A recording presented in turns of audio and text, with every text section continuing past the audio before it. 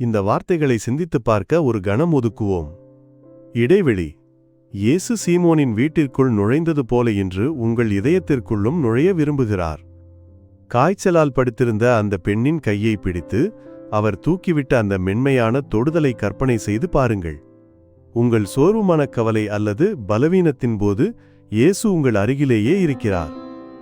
அவர் உங்களை அந்நியராக பார்க்கவில்லை, உங்கள் கையை பிடித்து எழுந்திரு என்று ஆற்றல் தருகிறார். இயேசுவின் தொடுதல் அந்த பெண்ணுக்கு புதிய வாழ்வை தந்தது. அவர் உடனே எழுந்து மற்றவர்களுக்கு பணிவிடை செய்யத் தொடங்கினார். நாமும் கடவுளின் அருளை பெறும்போது அது நம்மை மற்றவர்களுக்கு அன்பு செய்ய தூண்ட வேண்டும். இடைவெளி.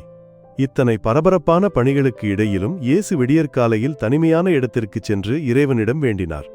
நம் வாழ்வின் ஓட்டத்தில் இறைவனோடு அமைதியாக உரையாட நாம் நேரம் ஒதுக்குகிறோமா? இறைவனுடன் நாம் செலவிடும் அந்த அமைதியான நேரமேனம் அன்றாட பணிகளை செய்ய தேவையான சக்தியை நமக்கு அளிக்கிறது. இன்று ஒரு சிறிய செயலை செய்வோம்.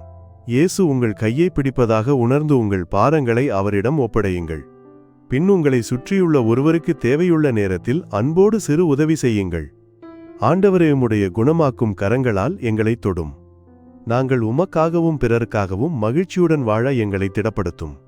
ஆமேன். இந்த ஜெபம் உங்களை தொட்டிருந்தால் தினமும் எங்களுடன் ஜெபிக்க சப்ஸ்கிரைப் செய்யுங்கள். கடவுள் உங்களை ஆசீர்வதிப்பாராக.